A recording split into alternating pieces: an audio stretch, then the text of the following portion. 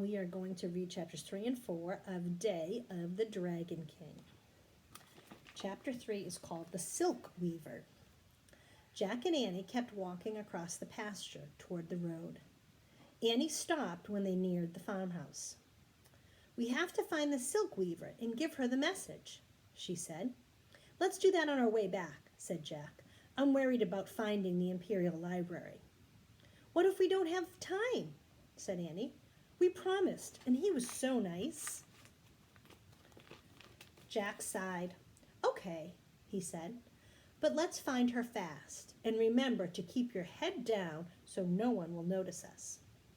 Jack and Annie bowed their heads as they headed toward the house. As they got closer, Jack peeked out from under his hat. An ox pulled a cart filled with hay. Men hoed the ground.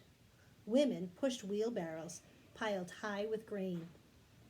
"There," said Annie. She pointed to an open porch where a young woman was weaving cloth on a loom. "That must be her."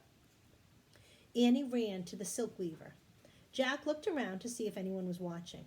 Luckily, all the farm workers seemed too busy to notice anything. Still, looking around carefully, Jack walked toward the porch. Annie was already talking to the silk weaver. "What did he say?" the young woman asked. Her voice was soft but strong. Her dark eyes glowed with happiness. "He said you should meet him in the field at twilight," said Annie. "He's so handsome." "Yes, he is." The silk weaver gave Annie a shy smile. Then she reached down to a basket near her loom and picked up a ball of yellow thread. "It was very brave of you to bring me the message," she said. "Please accept this silk thread as my thank you." She handed Annie the ball of silk. "It's beautiful," said Annie. "Feel." She handed it to Jack. The thread was smooth and soft.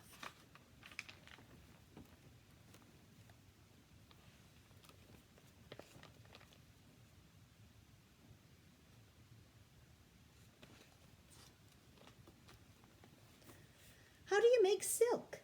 said Jack. "It is made from the cocoons of silkworms," said the weaver. "Really? Worms? That's neat," said Jack. "Let me write that down." He reached into his sack. "Please don't," said the silk weaver. "The making of silk is China's most valuable secret. Anyone who steals the secret will be arrested. The Dragon King will have him put to death." "Oops," said Jack. He dropped the ball of silk into his sack. "I think you must leave quickly," whispered the silk weaver. "You have been seen." Jack looked over his shoulder. A man was pointing at them. "Let's go," he said. "Bye," said Annie. "Good luck on your date." "Thank you," the silk weaver said. "Come on," said Jack. They hurried away from the silk weaver. "Stop!" someone shouted. "Run!" said Annie. Chapter 4 is the Great Wall. Jack and Annie ran around the farmhouse. At the back was an ox cart filled with bags of grain. There was no one in sight. The shouting behind them got louder.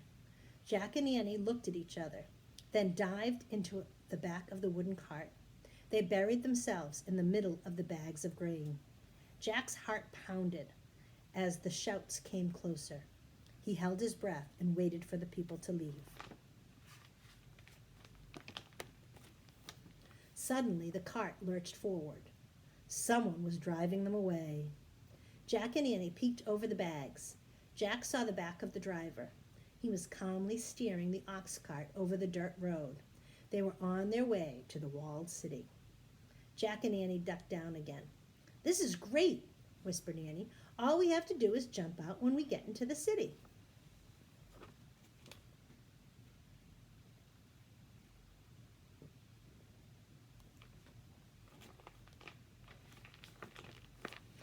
"Yep," Jack said softly.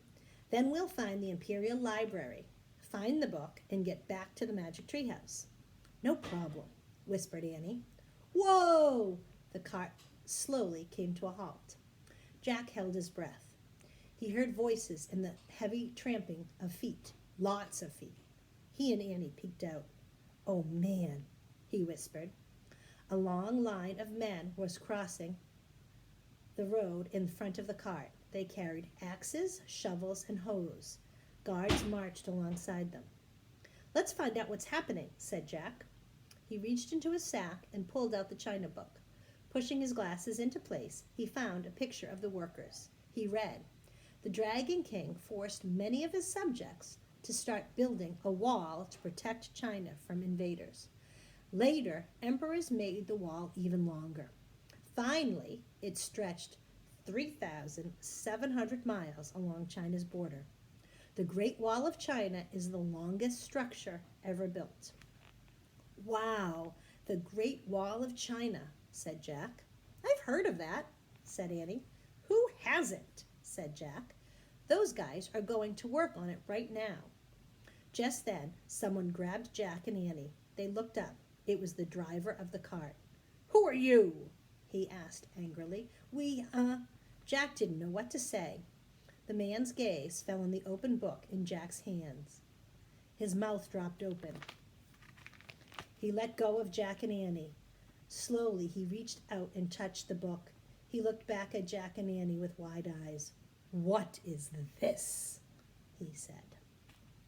Chapter 5 is called The Scholar. We will read that one tomorrow. I hope you all have a good day. Bye.